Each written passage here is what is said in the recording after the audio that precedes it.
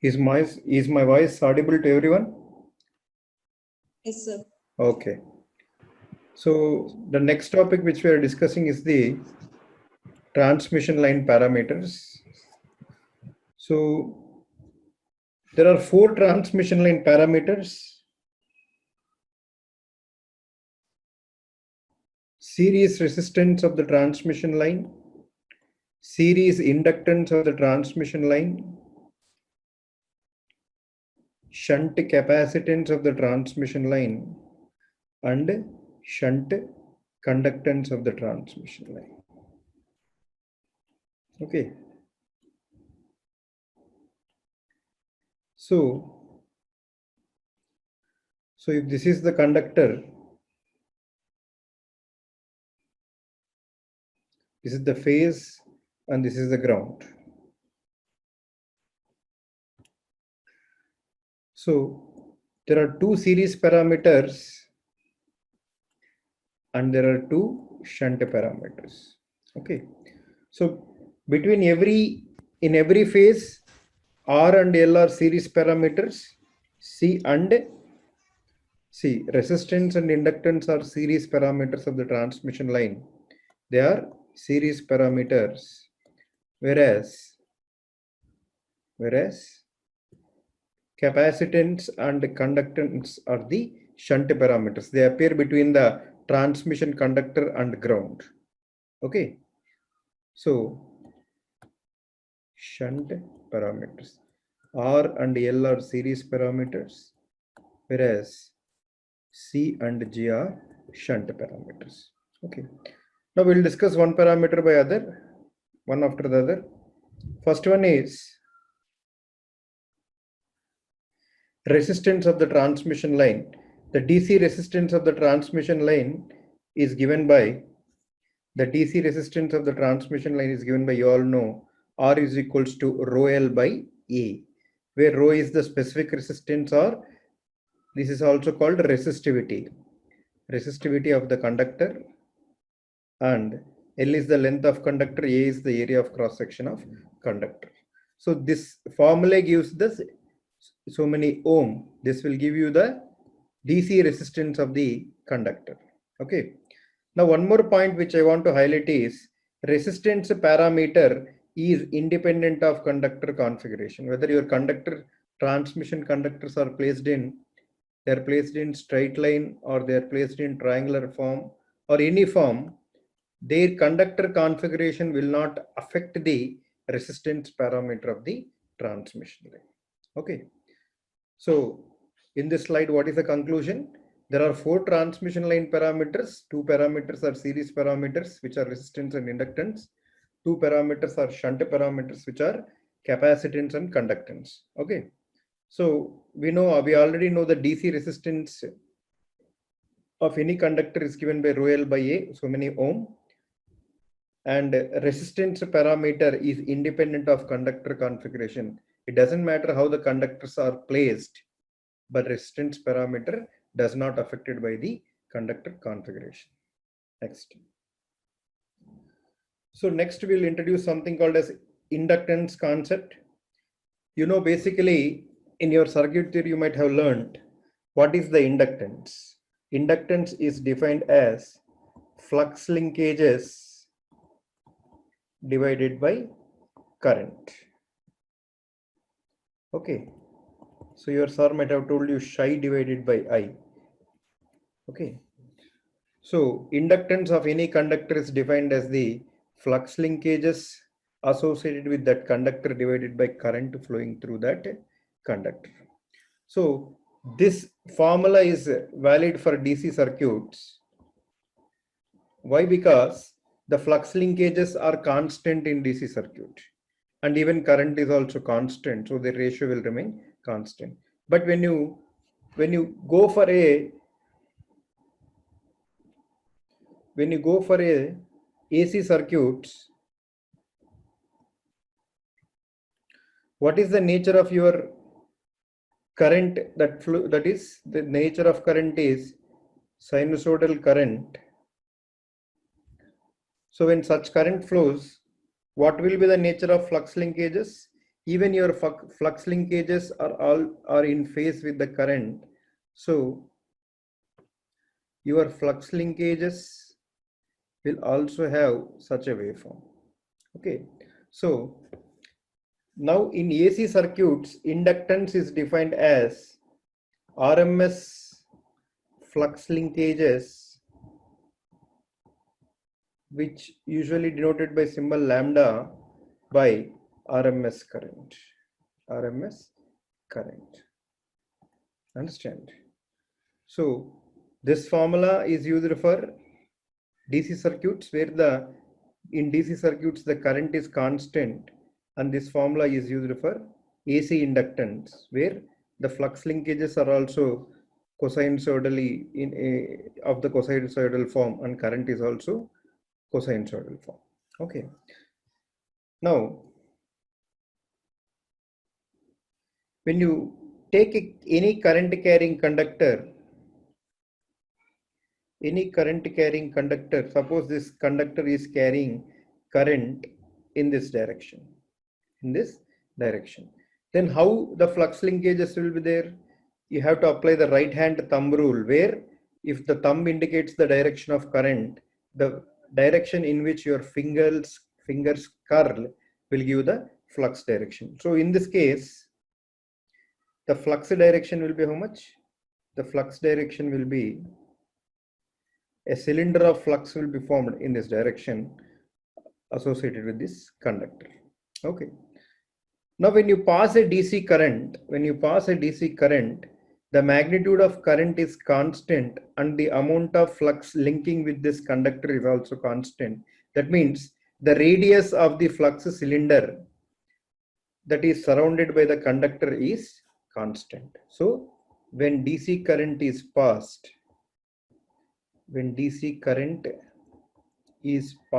through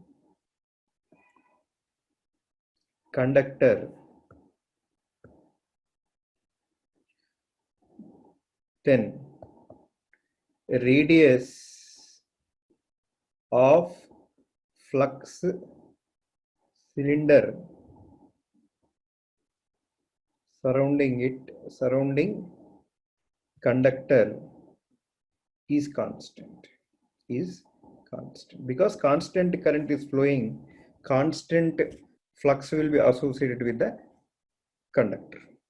So the inductance will become, that's why they write it, the magnetic flux is directly proportional to current, which implies magnetic flux is equals to proportionality constant L into I, where you define L as the psi by I, so many Henry. But when you pass AC current through the same conductor, what happens? Your flux is not constant. The flux cylinder is not is constant. Suppose this is the current, black signal in this, here it is a current. What is the current flowing at this instant? What is the current flowing through the conductor? The current flowing through the conductor at this instant is 0. So what will be the flux associated with the conductor? 0. At this point, if you see what is the current is at its peak value, the flux will be highest, the radius of the cylinder will be highest. And from here, gradually the radius of cylinder decreases, and again it becomes 0 at this point, because now the current flowing through the conductor at this instant is 0. Suddenly what happens? The direction of current reverses. That current changes its direction. So when current changes its direction, then the magnetic flux will change its polarity. Suppose in the first half cycle, here it is the north pole and here it is south pole. In the second half cycle, this will become south pole and this will become north pole. So there is a reversal in the magnetic flux direction because the direction of current is changing. And again, gradually the radius of the flux cylinder will increase with opposite poles, and again it will shrink to 0. So the flux that is linking with this conductor when AC current is passing through it is continuously changing. So if current waveform, if I write it as I is equals to Im sine omega t for our understanding, then flux waveform will become lambda m into sine omega t. Okay, it is also continuously changing with respect to time. So that's why if you understand the Faraday's first law, what is Faraday's first law? Whenever there is a relative motion between the magnetic flux linking with the conductor and the conductor, whenever there is a relative motion between the flux and the conductor, some EMF is induced.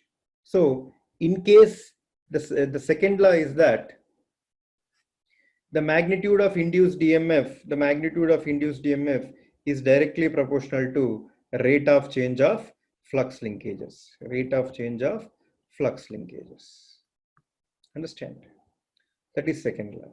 So when you pass a DC current through the conductor, the flux linkages are constant. So the EMF induced will become zero because the current flowing through the conductor is constant. The flux linkages associated with the conductor are also constant. So the conductor is at rest, the flux is also constant. So the EMF induced is equals to zero. That's why inductor acts as short circuit in steady state DC circuits. Okay, but when you pass a time varying current, the magnetic flux that is linking with the conductor is also time varying. So in this case, in the previous case, what is the flux linkage? Lambda into sine omega t. So there will be some net induced EMF which is non-zero. So inductance will come into picture in AC circuits. Understand? So here it will become, so we can define inductance as lambda RMS by IRMS. So lambda RMS value will become L into IRMS. So if you substitute in this equation here, d by dt of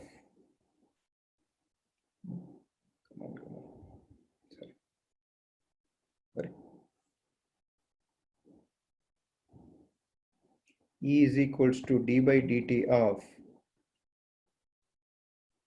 if you substitute the RMS flux linkages, it will become L into IRMS sine omega t. So you are going to get the induced EMF waveform. Okay. So what I want to tell you is that when you pass a AC current through the conductor, time varying current through the conductor, the magnetic flux that is linking with the conductor is also continuously varying with time. As a result, some EMF is induced across the conductor. That EMF is given by d by dt of the flux linkages, rate of change of flux linkages associated with that conductor. Okay. So these basics are required. Any doubt in this concept, you please ask.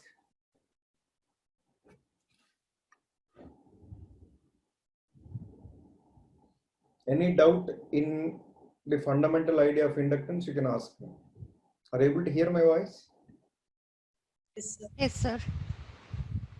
So this concept is very important. Any doubt in this one, you ask, because for understanding skin effect, for understanding inductance parameter, this concept is very important. Okay, sir. No doubt, sir.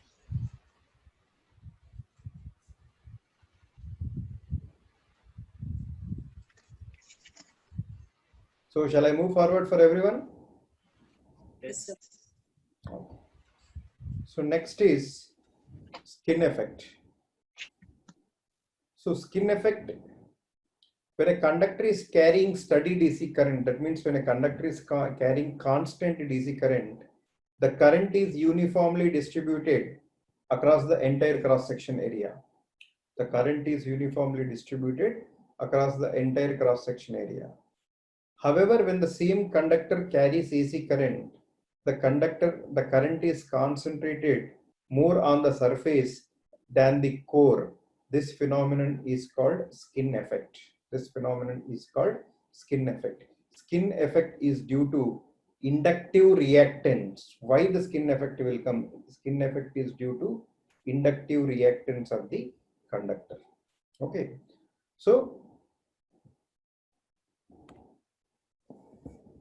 skin effect is due to inductive reactance of the conductor. Okay. Now,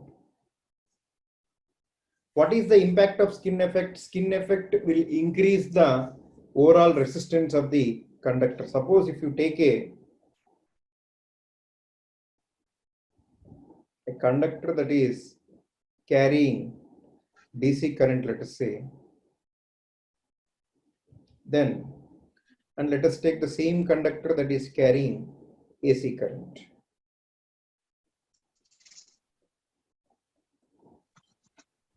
So here, the entire cross section is used for carrying current. So the total current is uniformly distributed across the entire cross section. But however, when AC current flows through the same conductor, current is concentrated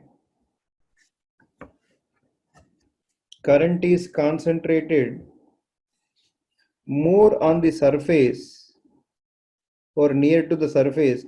As you move towards the inner portions, the concentration of current decreases. This is called skin effect. Now, what happens here? Here, in case the area where the current is flowing is A, here the area where current flowing is A dash, let us say. Now tell me which area will be greater? A is greater than A dash, because in this here the total area is used for current conduction. Here only some portion of the area is being used for current conduction. So A is greater than A dash. Now if you calculate the DC resistance, since it is the same conductor of same length, rho and L are same, this is A, whereas R AC is rho into L into A dash. Since A is greater than A dash, so from where in this portion, which value will be greater? RAC will be greater than RDC. So AC resistance of the conductor is greater than the DC resistance of the conductor. This is called skin effect. This is called skin effect. Approximately RAC is 1.5 times RDC. Okay. So the conductor is same, but the resistance offered by the same conductor, it varies from DC to AC. It offers more resistance for AC current when compared to the DC current. Okay. So at the center portion, you can see no current will flow at the center. No current will flow at the center portion of the current when you pass AC current. Current only. If you take a conductor as a, let me take a conductor and divide it into very small number of filaments and large number of small filamental conductors. Now initially let me assume that each conductor is carrying the same amount of current. There is no distinction. So every small filament is carrying same amount of current. So since any current carrying conductor is associated with magnetic flux, every filament is associated with its own magnetic flux. Now tell me which filaments will link with more magnetic flux and which filaments will link with less magnetic flux. Okay, so I have taken a conductor and I have divided into a number of small elemental filaments, and each filament is carrying the same amount of current, the same current. Now, since every current carrying conductor is associated with a magnetic field, now all the magnetic fields are like this in the form of red circles which I have drawn. Now tell me which conductors or which filaments will be linking with more magnetic flux and which filaments will be linking with less magnetic flux. Anyone? Outer layer, sir. No, which will be linking with more magnetic flux, which will be linking with less magnetic flux.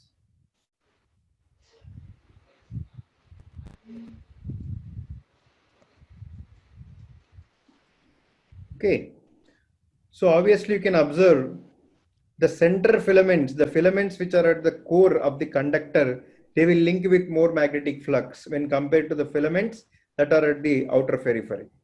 Okay, are you able to understand? Yes, sir. So what you can observe is that the inner portions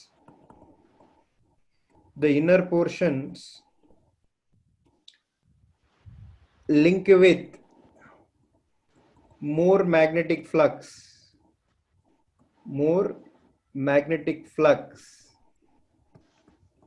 than outer filaments. Understand? The inner portions or the inner filaments will link with more magnetic flux than outer filaments, because see, at the center it is linking with more flux when compared to the outer portions. So what is the basic formula of inductance? Flux linkages by current. Since all the filaments are carrying same current, so the inductance depends upon the flux linkages. So the inductance of the center portion filaments is greater than the inductance of the outer periphery filaments. Okay, more is the inductance, greater is the inductive reactance. Okay, higher is the inductance, greater will be the inductive reactance. Now tell me, which portions will have more reactance? The center portion of the conductor, the inner filaments of the conductor will have more reactance when compared to the outer filaments. So current always tries to flow through the least impedance path, because the reactance of the center portion is greater than the reactance of the outer periphery. So most of the current tries to flow through the least impedance path. So current concentrates more on the surface than the core, because who is responsible? The inductive reactance is responsible for the skin effect. The inductive reactance is responsible for skin effect. Okay. Now, can you say, sir, why in DC there is no skin effect? Because what is the frequency of DC? 0. So what is the reactance in DC? 0. So there is no reactance. So there is no difference in reactance. There is no difference in reactance when you pass DC current through the conductor. So current uniformly distributes across the entire cross section. That is the reason why the skin effect will happen. Any doubt you can ask me, otherwise we'll continue. Skin depth. Next is skin depth. It is the depth of the conductor at which the current is. It is the depth of conductor at which the current is 1 by E times. 1 by E times that of the surface current. Suppose at the surface of the conductor, let the current is I. At the surface of the current, let the current flowing through the filaments is I. Now, after certain depth, if as we know, because of skin effect, as we move towards the inner portions of the conductor, the current will reduce.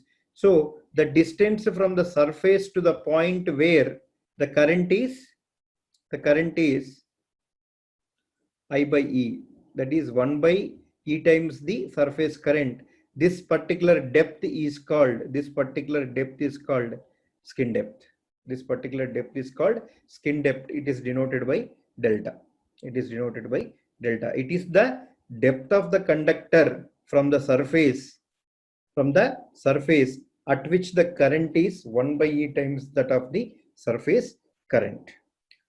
So skin depth is given by the formula. You can see skin depth is given by square root of 1 divided by sigma pi mu naught mu f, where sigma is the conductivity of the conductor, conductivity of the current carrying conductor, mu naught is the permeability of free space, mu is the relative permeability of the conductor, and f is the frequency of the current. You can say this is frequency of current flowing through the conductor. Okay, so what you can observe now, I have a simple question. What is the relation between the skin effect and skin depth? What is the relationship between the skin effect and skin depth? Okay, skin effect. Suppose we have more skin effect. Skin effect is more. Then what would be skin depth? Will it be less or more?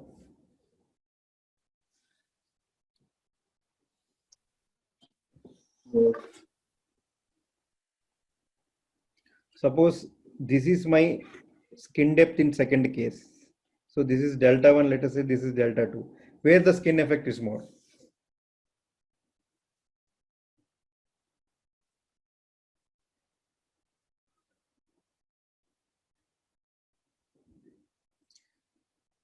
Anyone? Delta 1, sir. Skin effect is more at delta 1. Good. Skin effect is less at delta 2. So skin effect is inversely proportional to skin depth.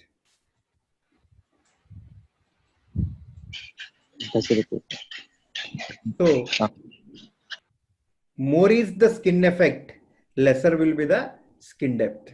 More is the skin effect, lesser will be the skin depth. Understand? More is the skin depth, lesser is the skin effect. Understand? So now if I ask what is the skin depth of DC conductor? What is the skin depth of DC conductor? Infinite. Infinite, because it never becomes, the current is same throughout the entire cross section. So Oh, the sir. skin depth is infinity. Skin depth is infinity.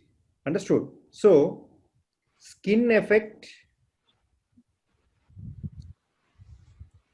is directly proportional to square root of sigma mu naught mu r and f. Let us call this mu r. Relative permeability, let us call mu r. So skin effect is directly proportional to what? Conductivity of conductor is directly proportional to conductivity of conductor.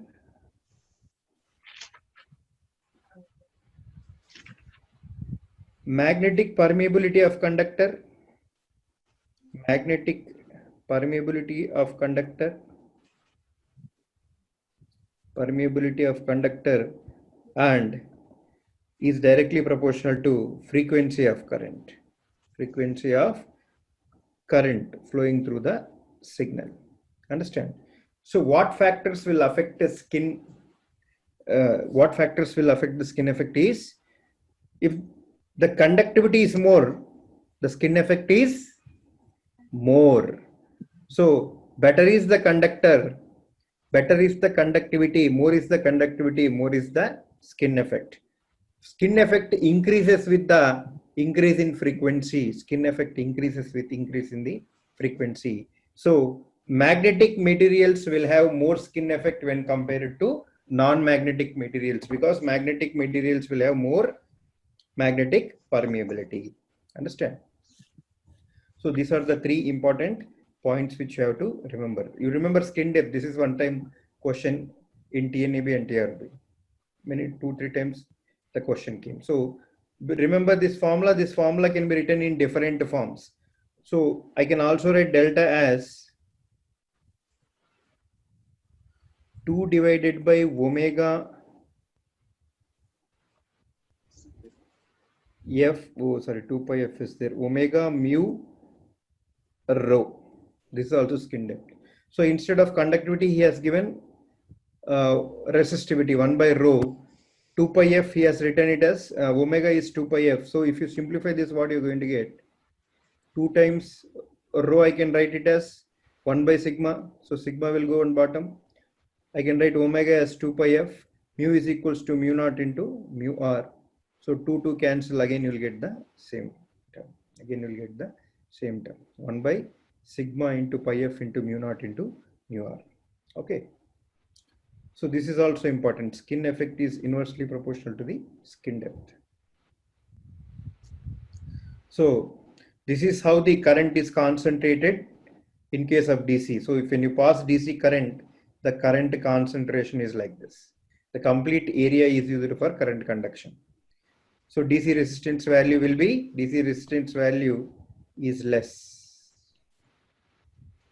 So when you pass low frequency AC, that is frequency in the range of 30 to 50 hertz, then the current concentration will be like this. So current will tend to flow at the surface, and at the core current will not flow. So this AC resistance will be slightly higher.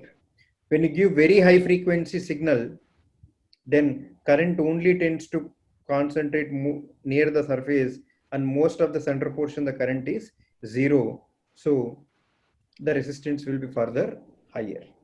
Okay, understood? Now tell me, I have few questions. Which conductor will have more skin effect, copper conductors or aluminum conductors?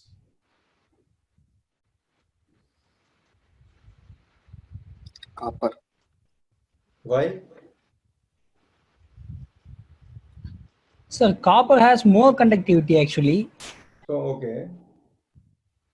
So, skin effect is directly proportional to conductivity because copper conductors will have more skin effect than aluminum conductors. Okay. Okay, sir. Now tell me, power lines will have more skin effect or communication lines? Power lines, sir. Why?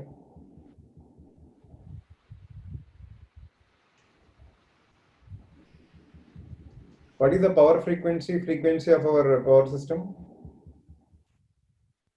In the order of kilohertz. Power system frequency kilohertz. Sorry, sir. Power system. The conducting lines are 50 hertz, sir. And what is the communication frequency? Maybe kilohertz like that, sir. Yes, where the skin effect will be more? Higher Communication. frequency. Where skin effect will be more? In communication lines, the skin effect will be more because the frequency is very high, isn't it? Yes, sir. Yes, sir. Okay. Now, last question. What is the depth of ideal conductor? What is the skin depth of ideal conductor? Tell me, what is an ideal conductor first? Zero resistance. Zero resistance or zero resistivity.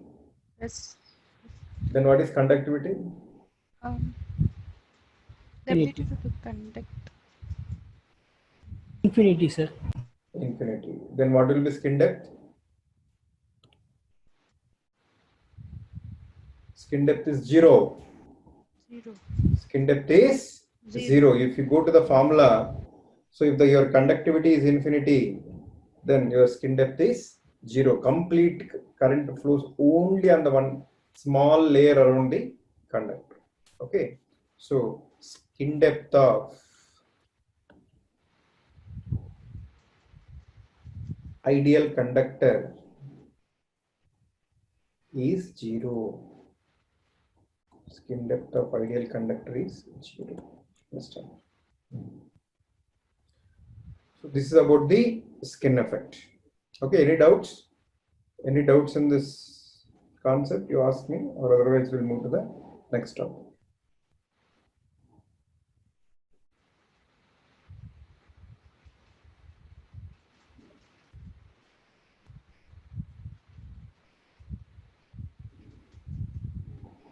Any doubt? No, sir. Anybody is having doubt? No, sir. No, sir. Okay. Next is proximity effect. Next is proximity effect. So as we know that suppose one conductor is carrying current. Suppose in this conductor, if you can observe, this current is flowing out of this conductor in this direction, the current is flowing. So again, if you use your right hand thumb rule, how the flux lines will be, the flux lines are given by these green lines surrounding the conductor. Okay. So when you place one more current carrying conductor very close to this conductor, okay, this conductor 2 I am keeping very close to the conductor 1. So what happens? This alternating flux that is produced around the conductor B, this flux is linking with this, the flux produced around the conductor 1 is linking with this conductor 2. As a result, some eddy currents, which are shown in the form of the rectangular red rectangles, will flow through this one, will flow through the second current. These eddy currents, see here, suppose this conductor is also carrying the current in the same direction. It is also carrying current in the same direction. Now, this rectangle, this circle which I am showing in the image, it will support this eddy current, will add to the conduction current, whereas this eddy current will oppose the conduction current. So these eddy currents which are induced in the adjacent conductor will disturb the normal current that is flowing through that conductor. Okay, this will increase the overall resistance of the adjacent conductor. This phenomenon is known as proximity effect. Okay, somebody read the definition.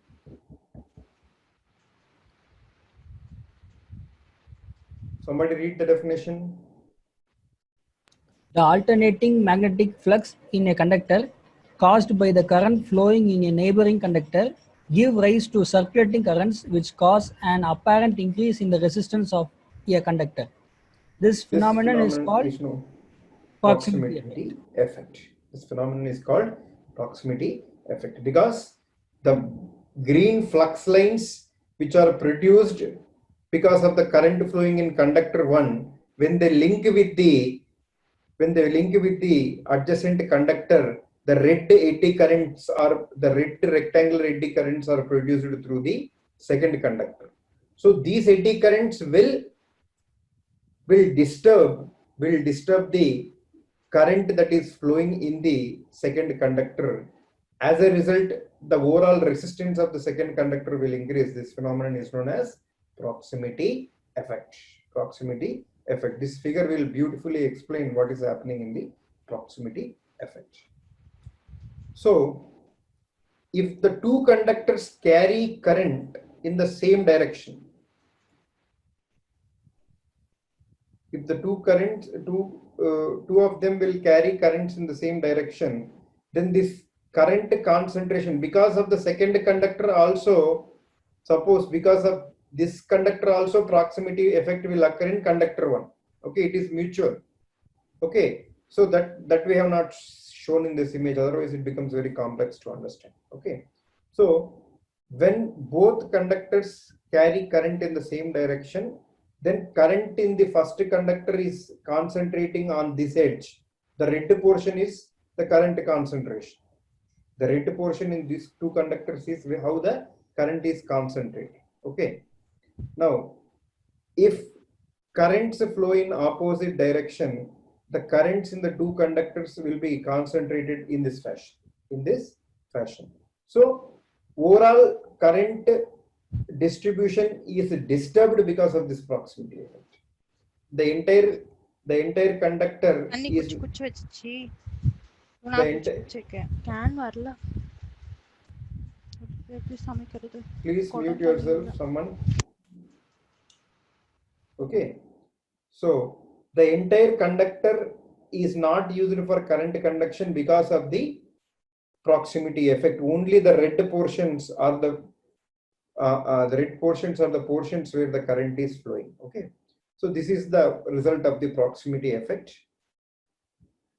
So what are the conclusion? Proximity effect increases with increase in frequency and the magnetic permeability of the conductor. Proximity effect increases with the frequency and magnetic permeability of conductor and medium. Okay. Now, what is the effect of proximity effect? Like skin effect, proximity effect also increases the resistance of conductor. Proximity effect also increases the resistance of conductor. Now, how to decrease the proximity effect? The proximity effect can be decreased by increasing the spacing between conductors. If I place the conductors, if I increase the spacing between the conductors, then proximity effect will decrease. Proximity effect will decrease. Understand? So that's why in overhead transmission line, one conductor is placed at a greater distance when there is a considerable spacing in the overhead transmission line between the two conductors. Okay. So the proximity effect is negligible in overhead transmission lines, but in cables, we don't have the choice. We have to closely pack the conductors. So proximity effect is more in underground cables because the conductors are close to each other when compared to the overhead transmission lines. Understand? So this is about proximity effect. Any doubt you can ask me?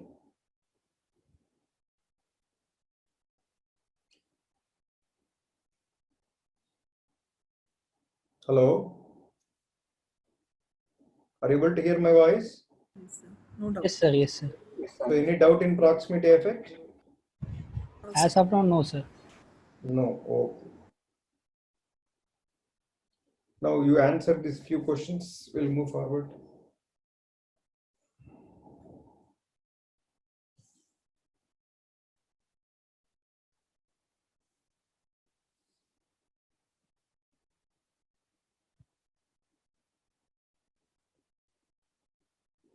So you better write notes as either in class or after watching video because you cannot go back to video every now and again. It is better you jot it down in a form of a notes or a short notes. That will be very helpful for your quick reference. That is my advice.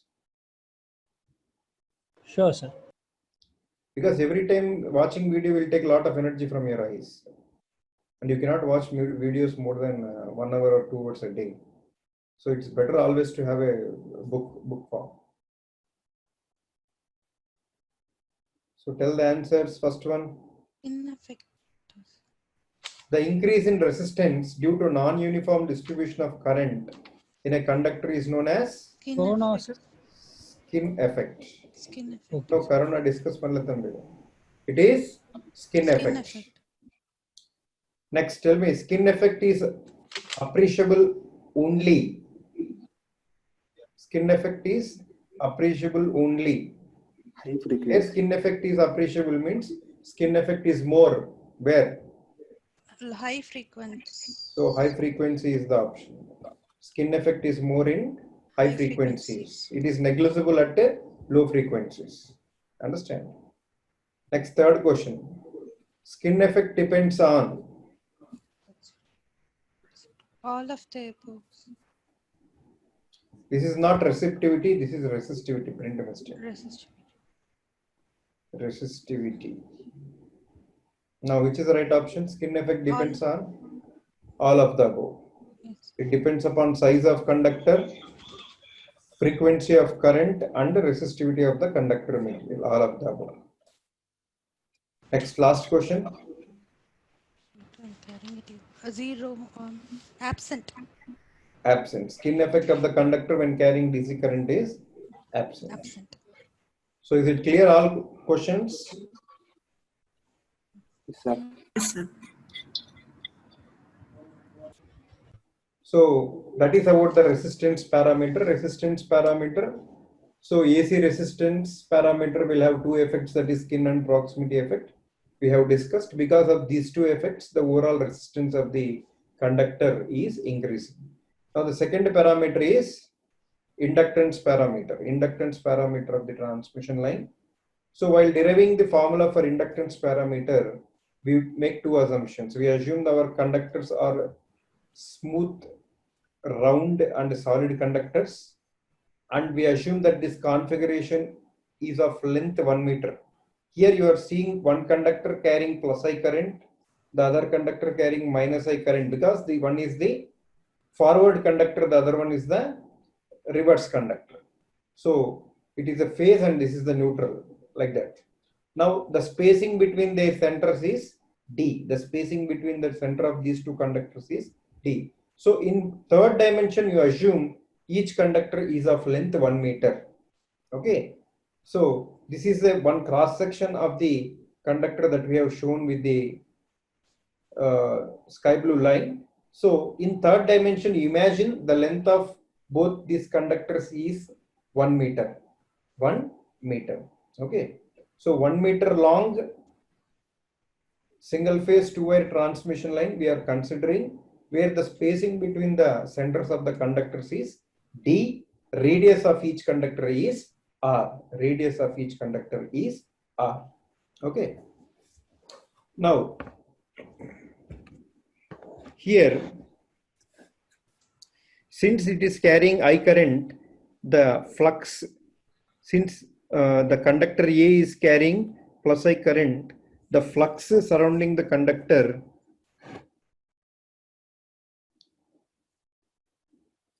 so every conductor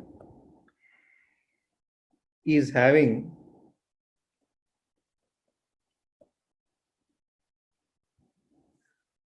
internal flux as well, internal flux and external flux linkages, external flux linkages. Okay. So the total flux linkages of the conductor lambda, total flux linkages are given by internal flux linkages, the flux that is present inside the conductor, versus the external flux linkages.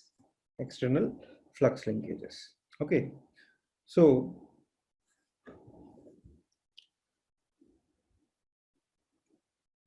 see, the internal flux linkages is the flux that is present inside the conductor.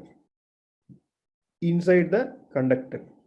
The external flux of this conductor will be from the surface of the conductor. From this portion, the flux will be till the surface of the adjacent conductor. So this is the external flux which I am drawing.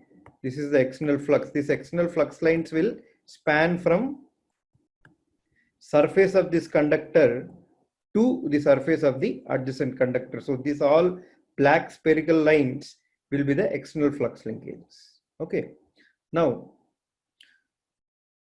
the total internal flux linkages of the conductor is given by mu I by 8 pi. The total internal flux linkages are given by mu I by 8 pi. 8 pi, so many Henry per meter. Okay.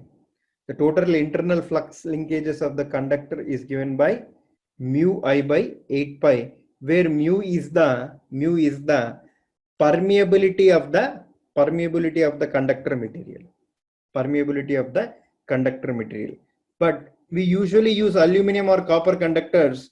The mu value for both copper and aluminum is mu naught, because relative permeability is 1 for both copper as well as aluminum, because both are non-magnetic material.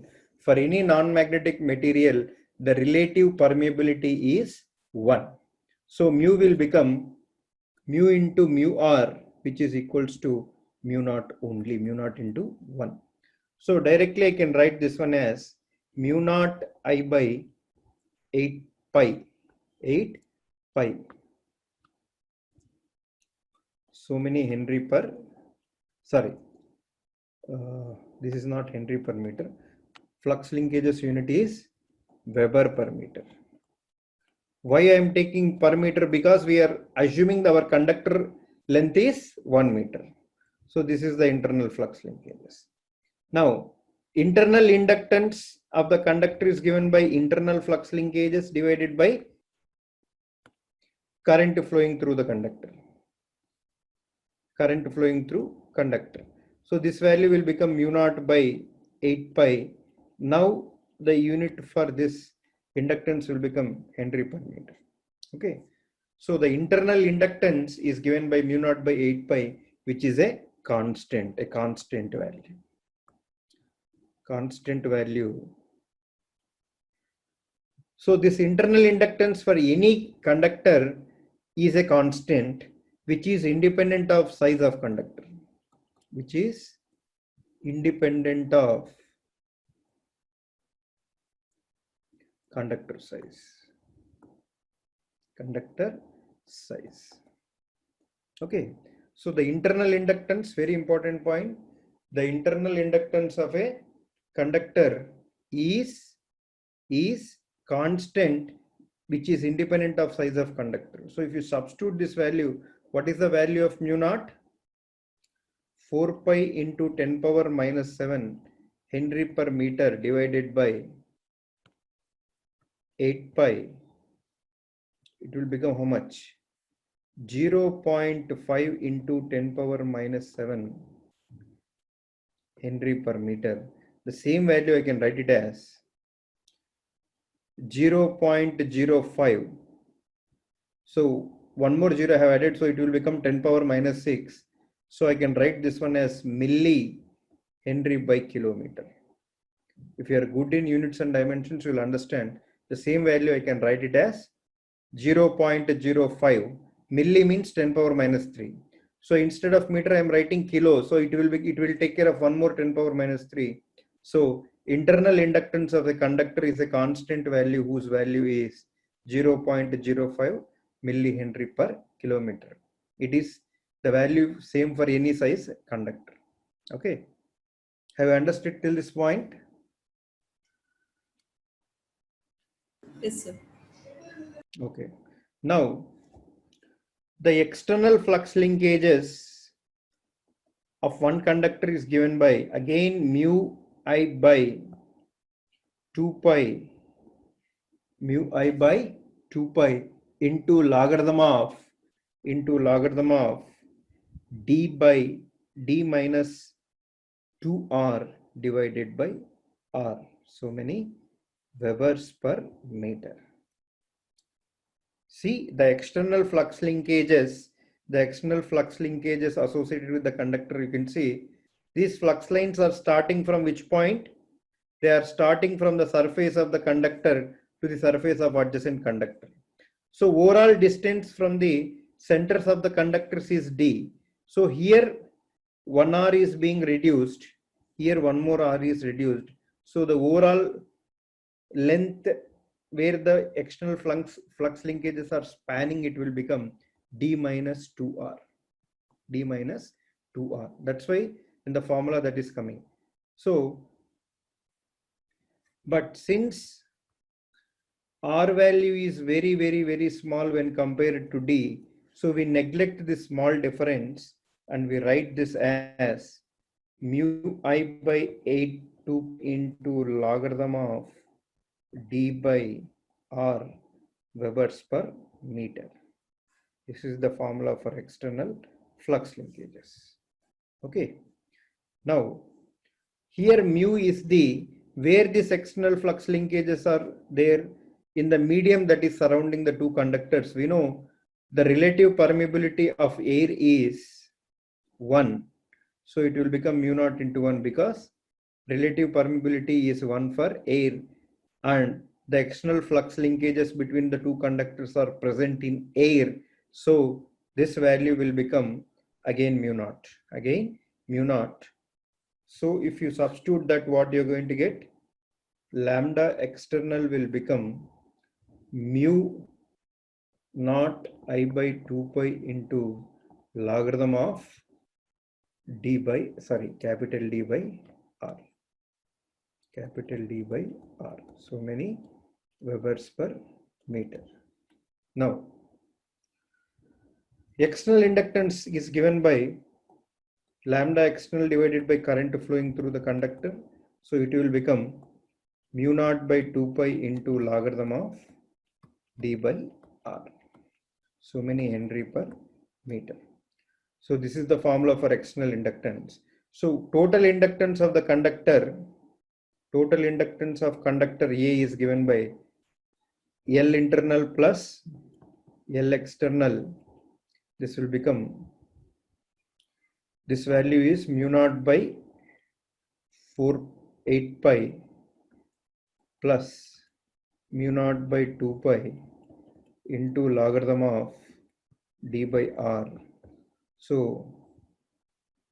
many Henry per meter. So if you simplify them, what you're going to get? If you take mu naught by 2 pi common, you're going to get 1 by 4 plus logarithm of d by r. So 1 by 4 I can write it as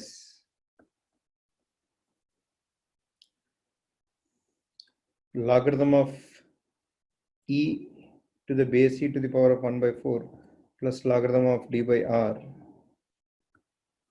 The same thing I can write it as log a plus log b is log ab.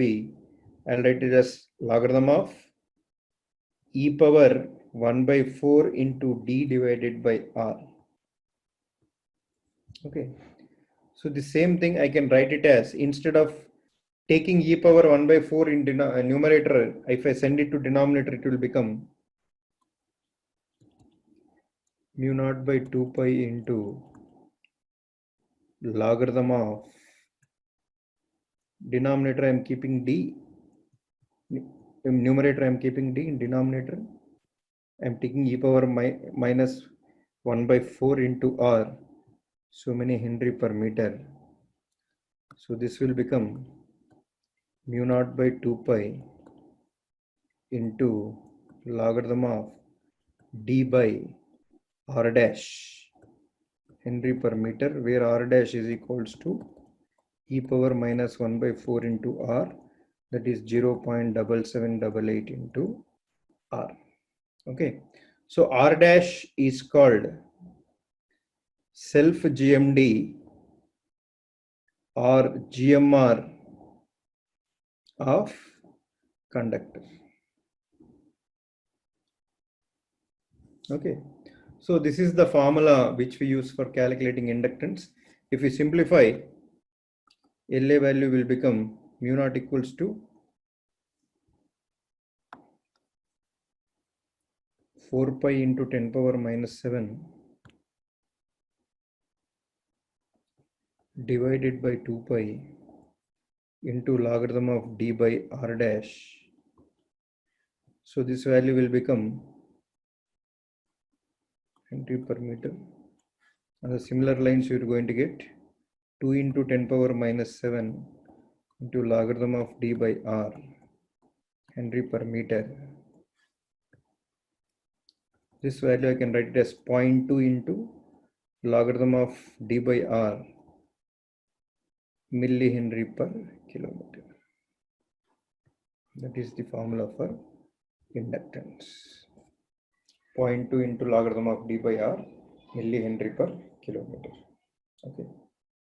So any doubt in this derivation you ask, otherwise we'll move forward.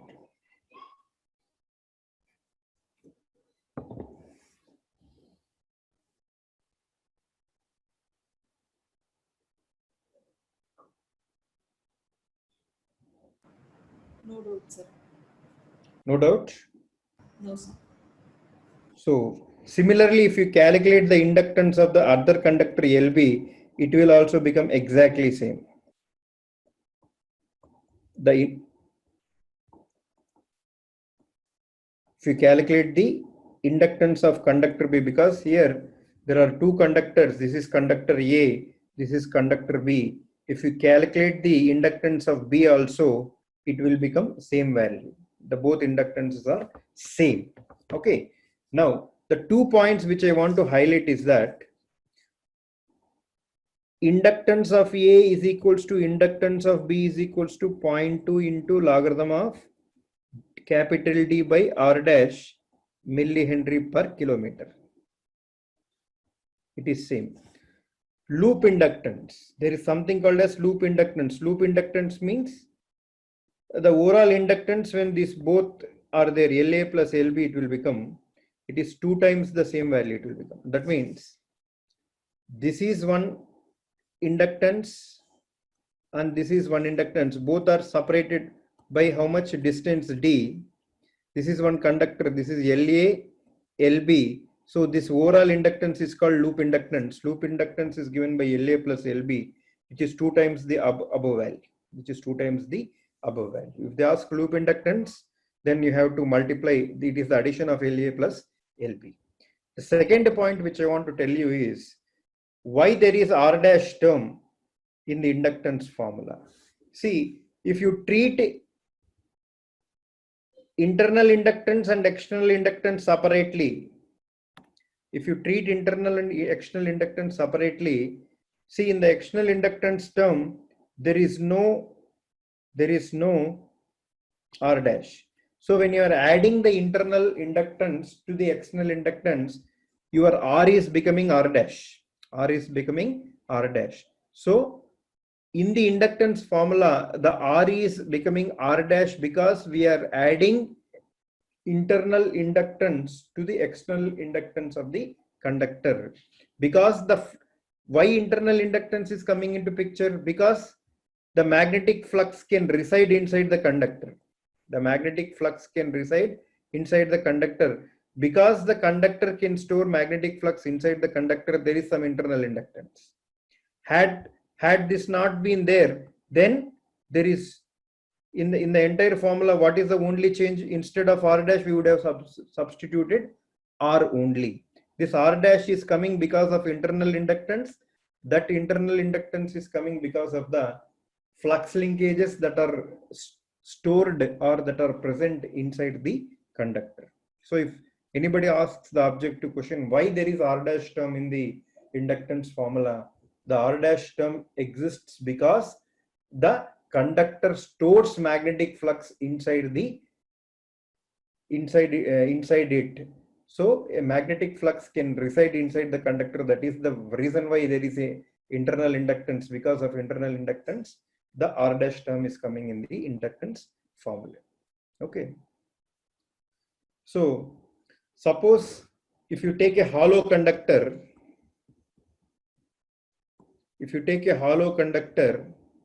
what happens? The internal portion is what?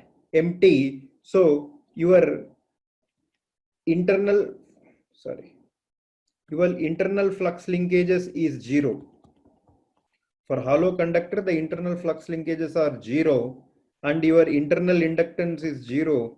So your inductance of a hollow conductor will become how much? 0.2 into logarithm of capital D by R only. There is no R dash. There is no R dash term, millihenry per kilometer. So one thing you have to remember that for hollow conductor, the internal inductance is 0, and so your inductance formula will simply change from 0.2 into logarithm of D by R millihenry per kilometer. One more point regarding hollow conductor, even there is no skin effect in hollow conductor.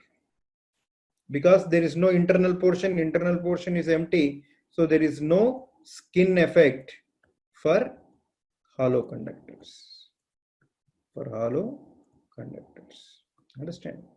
So these two are the important points. One, the inductance of single phase two-wire power transmission line per kilometer gets doubled. So what is the formula? Inductance per conductor or per phase of a single phase line is 0.2 into logarithm of capital D by R dash. Okay. So when it will become double, approximately if you think, when it will become double? Square the times.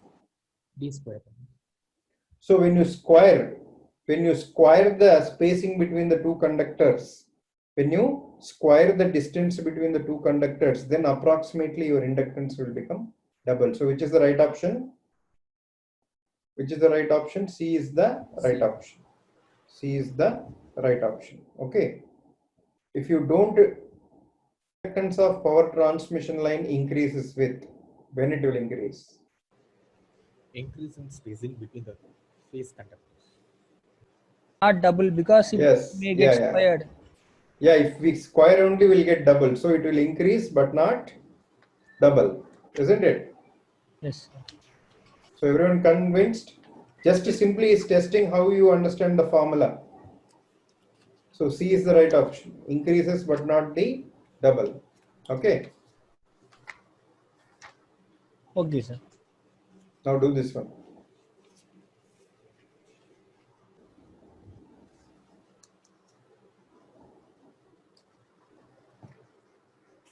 So what is the formula for inductance?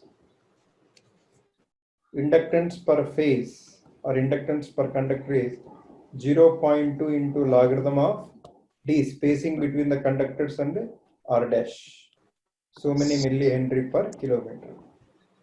So if I substitute the values he has given the spacing between the conductors as 60 and the diameter is 1 centimeter. So it will become 0.5 into 0.7788. This option is not available. So again, I have to think carefully. So this option is there, but it is R dash. So here he has split the internal and external inductance. That you have to understand. So L internal plus L external. He is testing whether you can split that overall inductance into internal inductance and external inductance. We know that the internal inductance is constant for any conductor, which is 0.05 millihenry per kilometer. So what is the formula for external inductance? The formula for external inductance is 0.2 into logarithm of D by R. So if you substitute that, you're going to get 0.2 into logarithm of 60 centimeter divided by 0.5 centimeter. So many millihenry per kilometer. 0.05. So he's testing whether you are able to split the total inductance into internal inductance plus external inductance. Understood? Yes, sir. So C is the right option.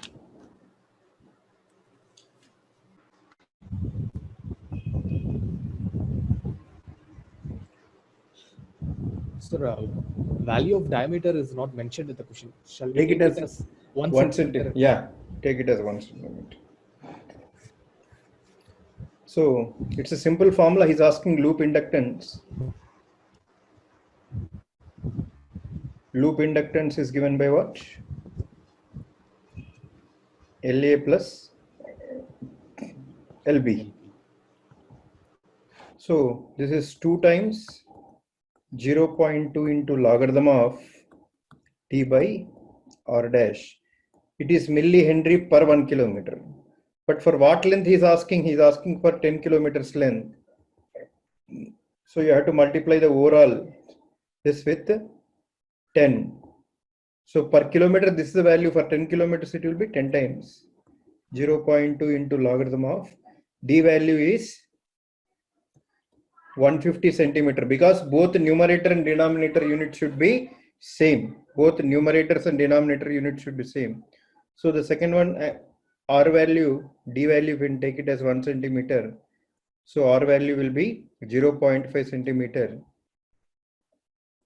into R dash is 0.7788. So if you do this, you will get so many millihenry. That is the answer. That is the answer.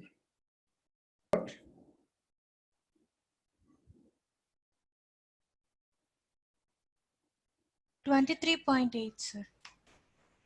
What, 23.8? Millihenry. 815.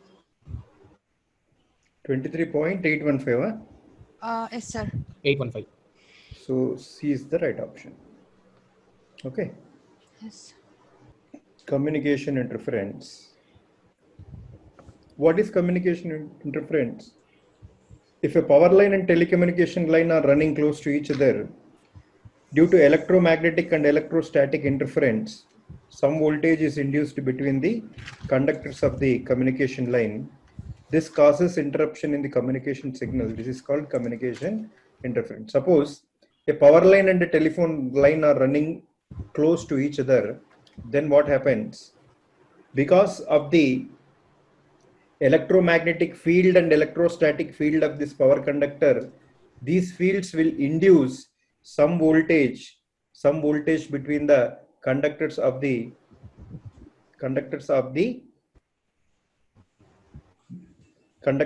telephone line. So this voltage, this unnecessary voltage that is induced between the telephone lines will cause disturbance in the signal. This is called communication interference. Understand? Okay. So to avoid, see, first one thing you have to observe that the power line contains 3 conductors. R, Y, and B. 3 conductors will be there in power line. In telephone line, there will be only 2 conductors. Let us call them T1 and T2. So some voltage will be induced in the telephone wires. This voltage which is induced between the telephone wires will cause the disturbance in the communication signal. This will cause disturbance in the telephone signal. This is called communication interference. Understand? So what we have to do to eliminate communication interference in this case?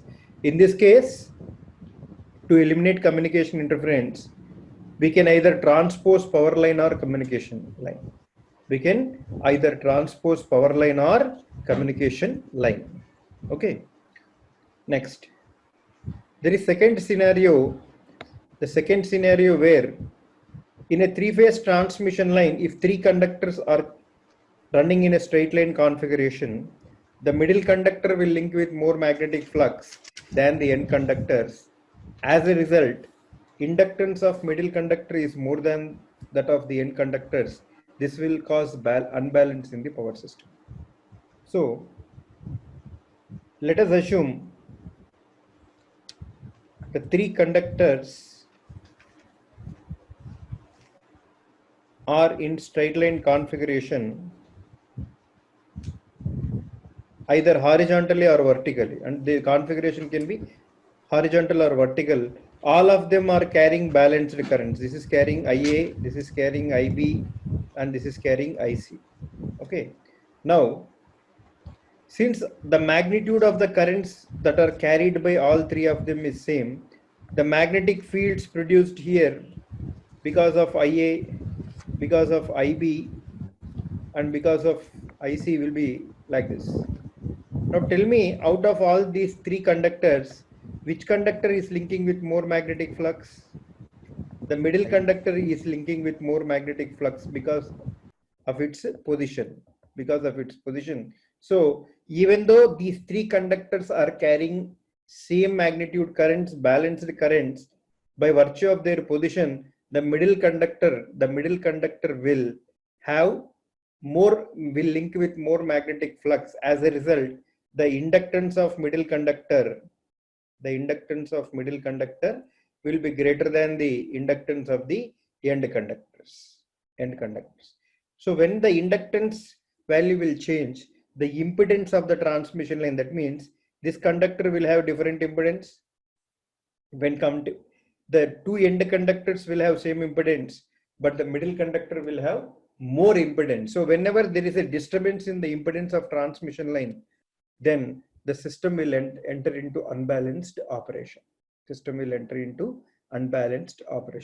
So in the first class, we have discussed that for the system to operate, for the power system to be balanced, everything should be balanced. That means source impedance should be balanced, line impedance should be balanced, load impedance should be balanced.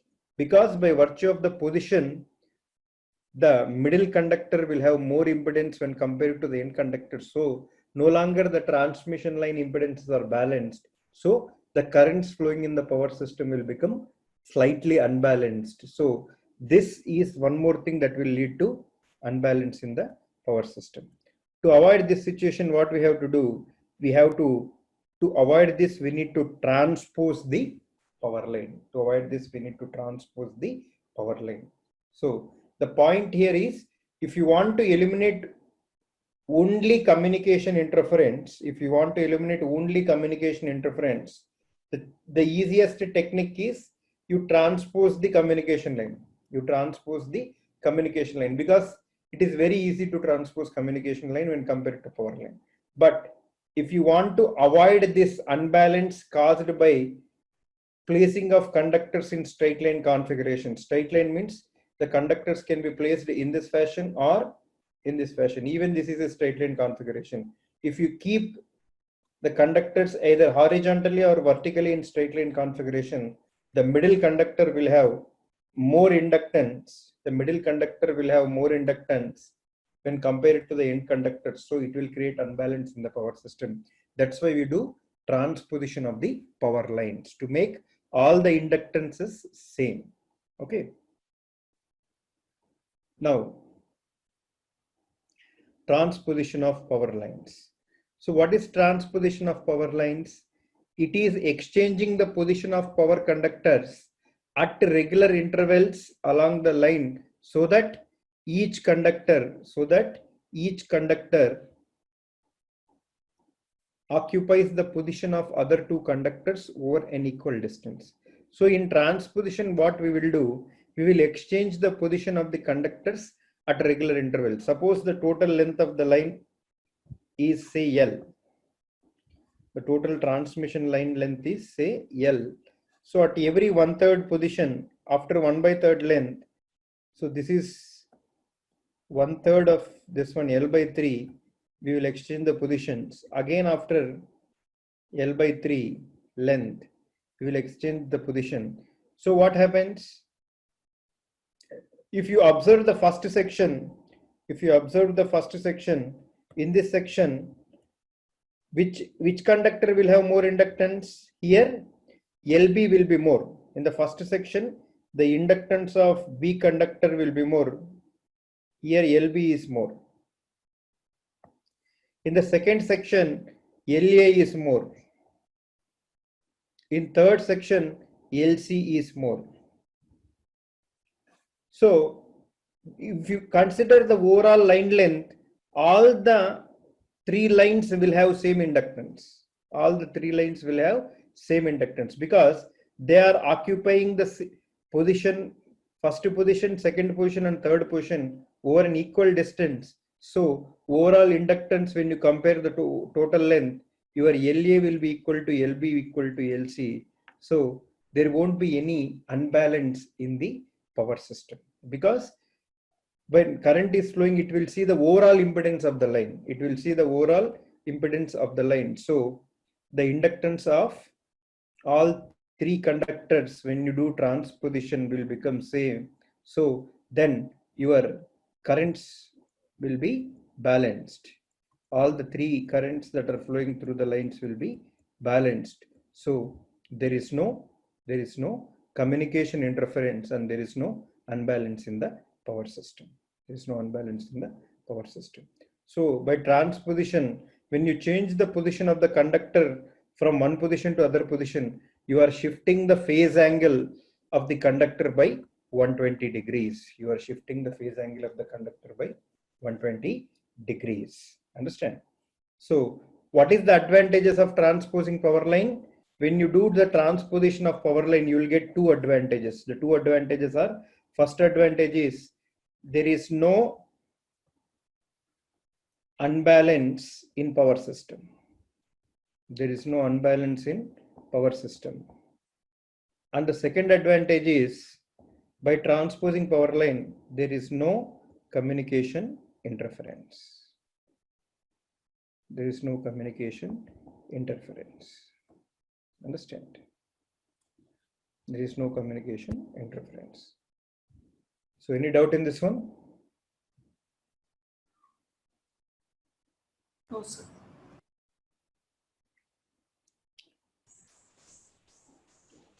The last thing is, if you keep the three transmission conductors in a symmetrical fashion, that means in the form of an equilateral triangle. That means all three conductors of transmission line, if you place in the form of an equilateral triangle, then by virtue of their position, what happens? There is no communication interference and there is no unbalance. So if the transmission conductors are in the form of equilateral triangle, there is no unbalance and there is no communication interference. Communication interference. And here we need not transpose, because by virtue of their positioning, the unbalance is eliminated and communication interference is eliminated automatically. So in this case, no need for transposition of either power line or communication line. Understand? That is the point. So if the conductor configuration is symmetric, by virtue of their symmetry of the positions, there is no unbalance in the power system and there is no communication interference. Here we need not transpose either power line or communication line. So there are only 3 points. Since we are discussing for TRB and TNEB, only you have to remember 3 points. First point, if conductors are symmetric, you need not do anything. There is no communication interference and there is no unbalance automatically. You need not do anything. Okay. Second, if you want to eliminate only communication interference,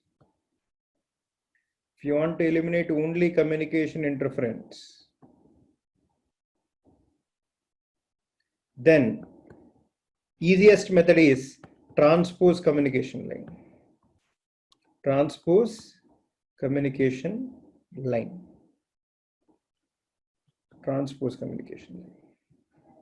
So how communication line is transposed? There are only 2 conductors, say T1, T2, just exchange their positions after equal length.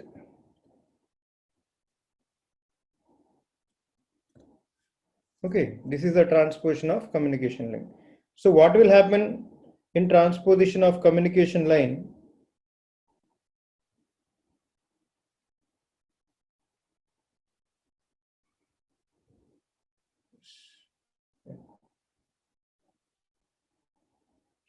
So what will happen if you do transposition of communication line? Suppose because of the electrostatic and electromagnetic induction, 5 volt is induced between T1 and T2, let us say.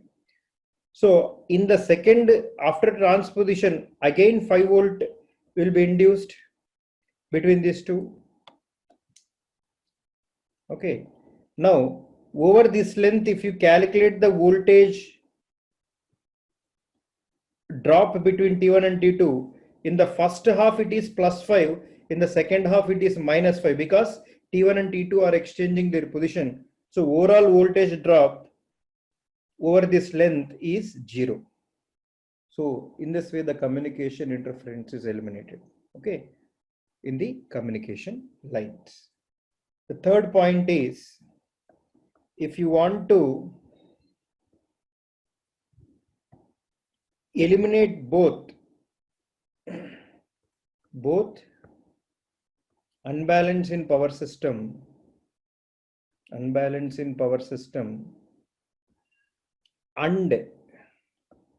communication interference, then transpose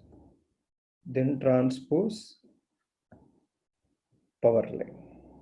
Only power line if you transpose, then both are eliminated. Okay, these are the 3 conclusions regarding the communication interference. Okay, now practically what we will do, nowadays there are no telephone lines, everything has come wireless, so there is no concept of communication interference. Okay, and it is very cost involving to transpose power line. Why? Because it is very easily we can exchange on paper, but here a switching substation is required at both these locations to exchange their position, which is very costly. So modern day power transmission lines are not transposed. Whatever slight unbalance comes, we are okay with it. We don't want to spend so much of money to transpose the lines. Anyhow, there is no communication interference. There is no telephone lines. So we usually modern power transmission lines are not transposed. Modern power transmission lines are not transposed. So inductance value we'll take the average, that is LA plus LB plus LC divided by 3. This average inductance will take for each conductor for the analysis purpose. Okay. So in modern day, there are no telephone lines and there is no communication interference. Because of the costs involved, the modern day power lines are not transposed. Whatever slight unbalance is there, we'll take it, no issue. That will not cause much damage. Understood? Okay, this next topic is concept of GMD. Geometric mean distance. Okay. So geometric mean distance is also called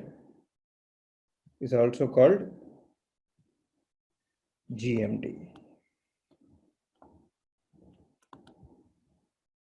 Now, suppose P is a point, Q is one more point. If I ask what is the distance between point P and point Q, how do you measure it? How do you measure it? Anyone? So P is a point and Q is a point.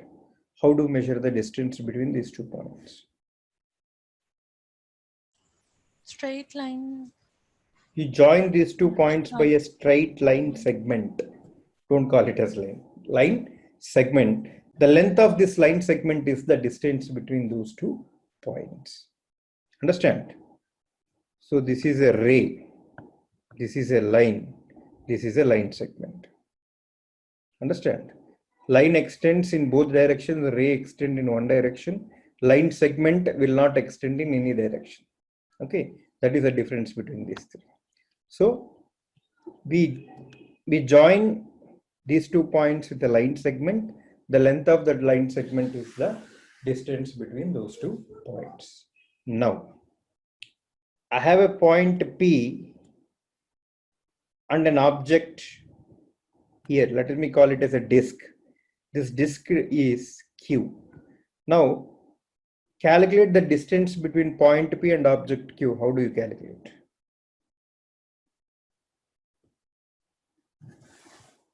How do you calculate?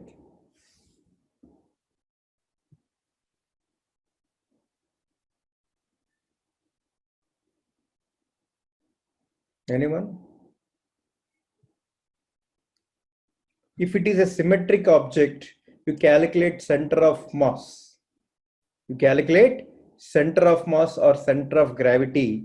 Then between that point and this point, you draw a straight line segment. That will be the distance between them. If it is a symmetrical body. Okay. Suppose if I keep an unsymmetrical body like this. Now tell me the distance between this point and this point. How do you do this? So then what you do is, it is not possible to calculate the direct distance between these 2.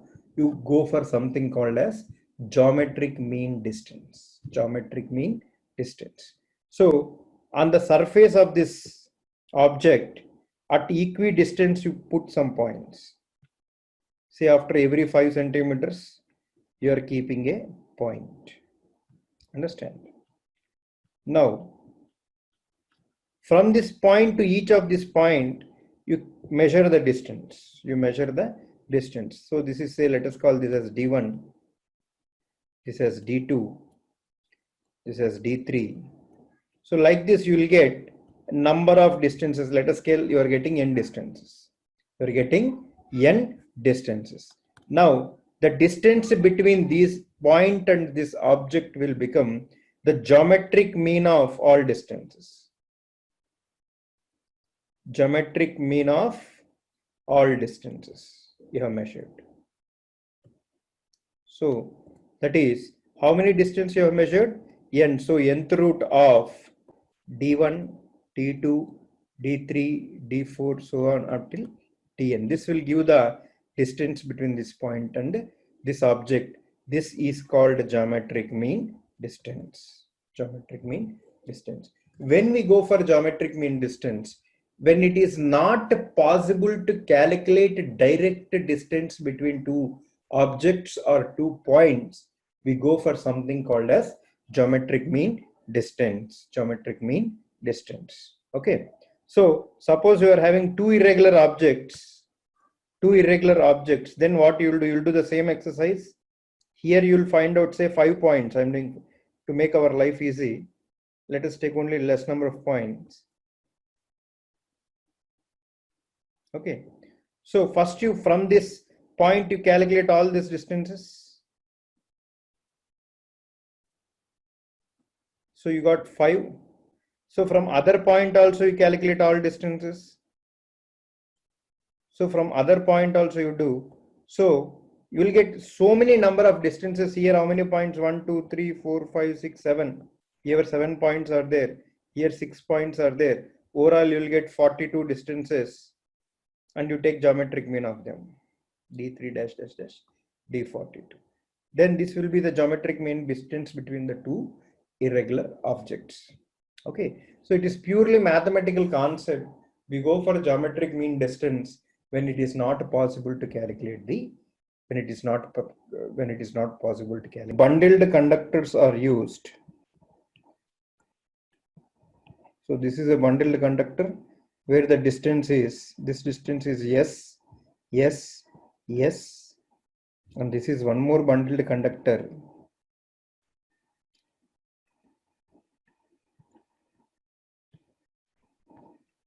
This is the tower.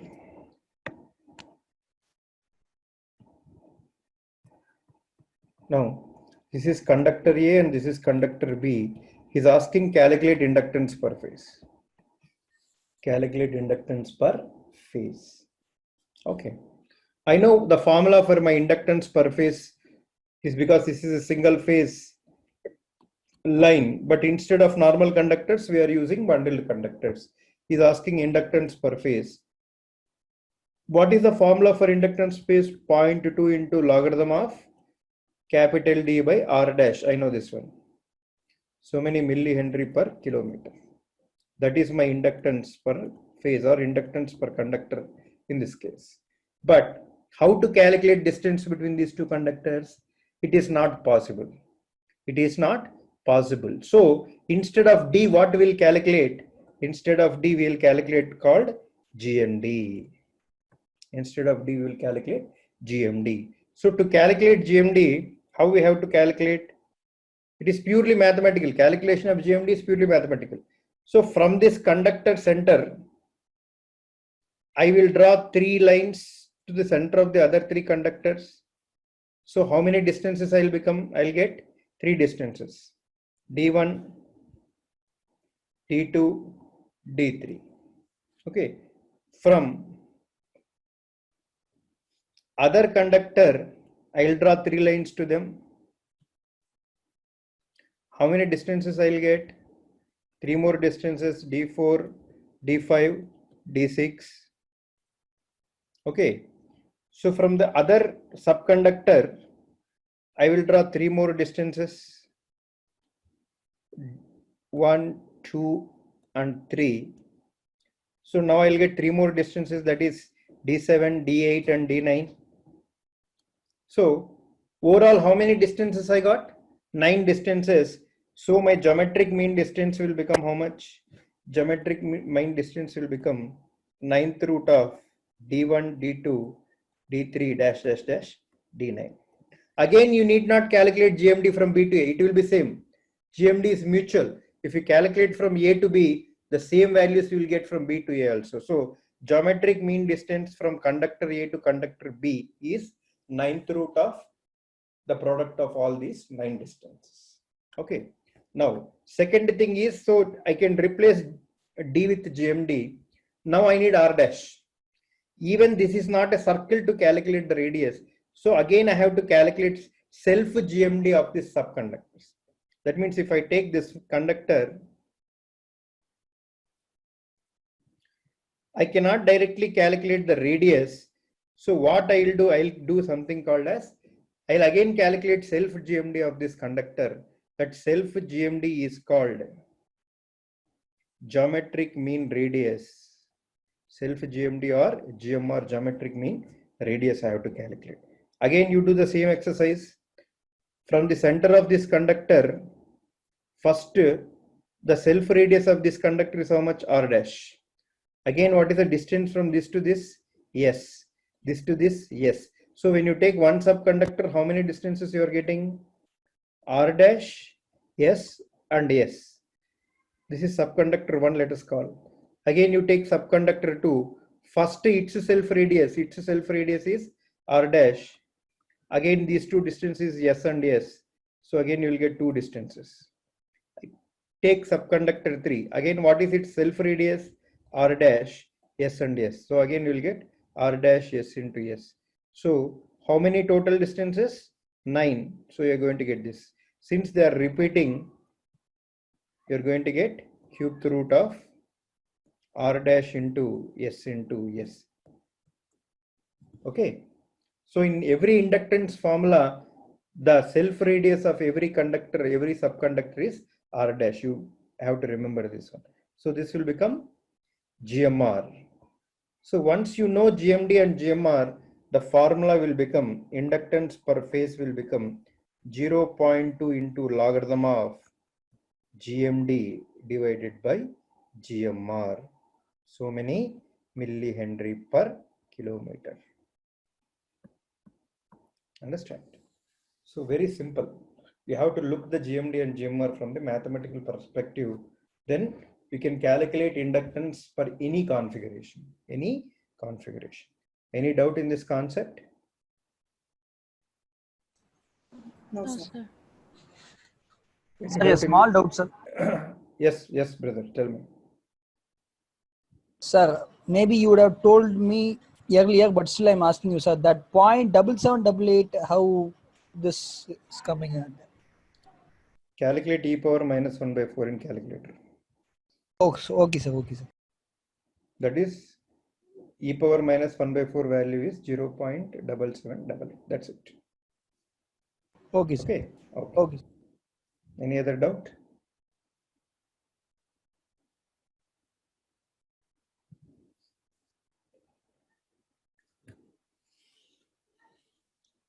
So what would be the value? So you take one subconductor, calculate its self radius and the spacing between them. So it will become how many distances? 4 distances. R dash into D, and again second conductor also will get R dash into D. So this value will become square root of R dash into D. This will be the GMR value. Now in this case, how many you are going to get? Tell me.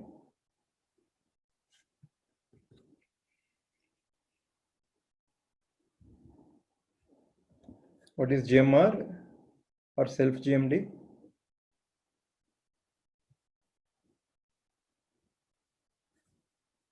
So total how many distances will come? 9. R dash into D for one subconductor. Again for one more subconductor you will get R dash into D. For one more subconductor you will get R dash into D. So this value will boils down to cube root of R dash into D. This will be the GMR for this case. Okay. Understand? Yes, sir. Yes, sir. So you can do for any other configurations. Okay. You have to practice. Now, inductance per phase of a 3-phase transmission line. Inductance per phase of a 3-phase transmission line. Let us take the first case where the conductors are placed in the symmetrical configuration. That means equilateral triangular form. Equilateral triangular form. Let us not go into all derivations. The formula is same as the inductance per phase of a single phase transmission line. It is same.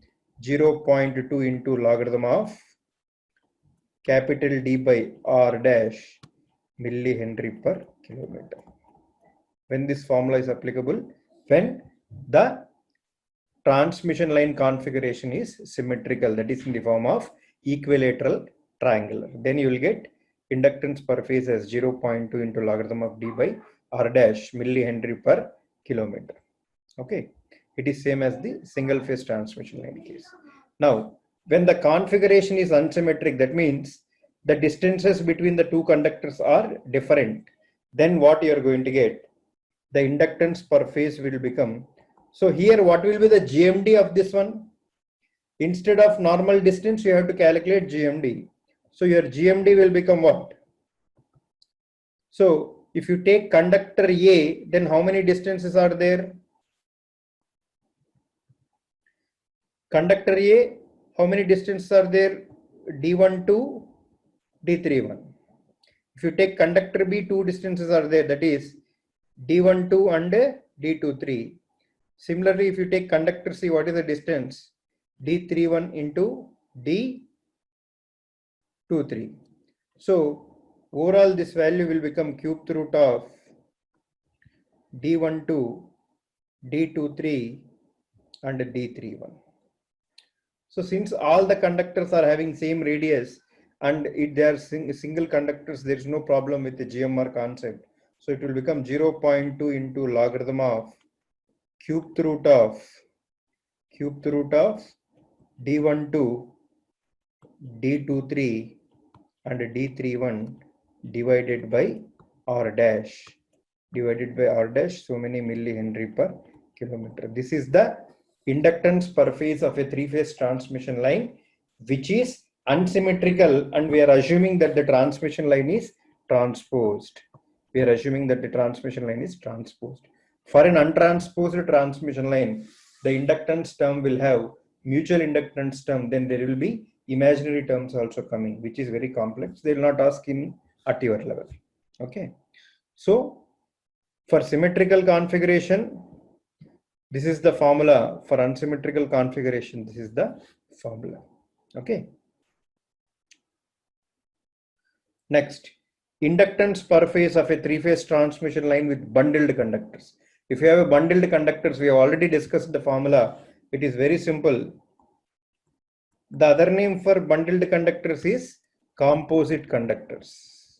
Remember, composite conductors. That means each conductor will have many subconductors.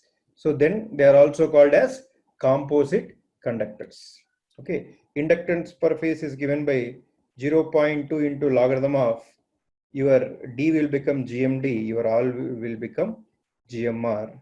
So many millihenry per kilometer. This is the inductance per phase of a three-phase transmission line with bundled or composite conductors.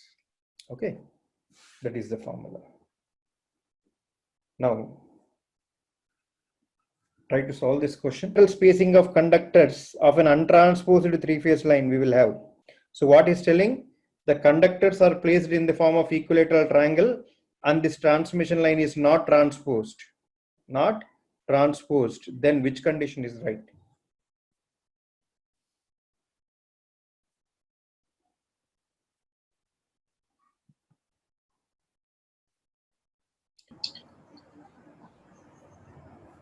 Option C, sir. Option A. See, when the conductor configuration is symmetric, we have already discussed, we need not transpose. By virtue of their symmetry, there is no communication interference and there is no unbalance. So which would be the right option? Yes. Option A would be the right option. Everything will be balanced. So you will get balanced receiving end voltages and there is no communication interference. So option A is the right option. Okay. Yes, sir. Okay. Since the Yes, sir. configuration is symmetric, you need not Yes, transpose. yes, sir. There is no need of this one. Take up this question. Radiators located at the vertices of an equilateral triangular. So he's telling that the three conductors are located at the vertices of an equilateral triangular.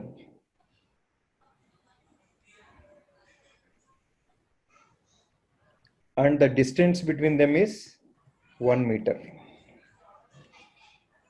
1 meter, 1 meter and 1 meter.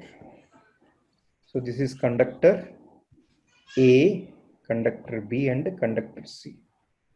Okay. The resistance of the conductors are neglected. He has directly given GMR value is how much? GMR value of this one is 0.01 meter. Geometric mean radius of each conductor is 0.01. Neglecting the effect of ground, the magnitude of positive sequence reactance in ohm per kilometer of each conductor is. So he's asking positive sequence reactance. See, positive sequence reactance means reactance, normal reactance only. The reactance of the conductor when the power system is balanced.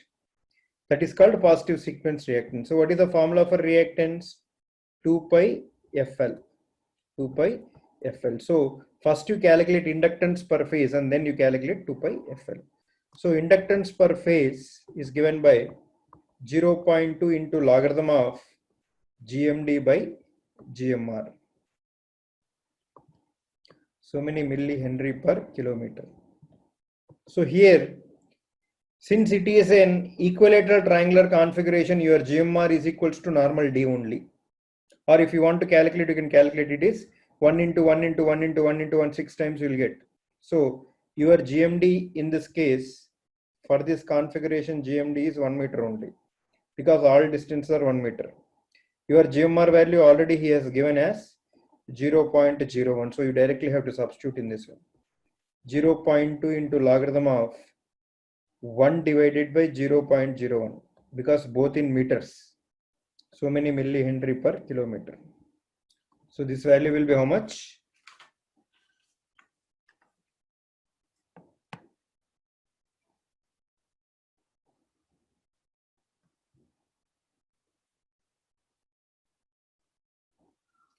So this value will become 0.921 millihenry per kilometer. This is the inductance per phase of each conductor. Now reactance value will become 2 pi into 50, frequency is 50 into 0.921 into 10 power minus 3 because it is milli, no? 10 power minus 3, so many ohm per kilometer. So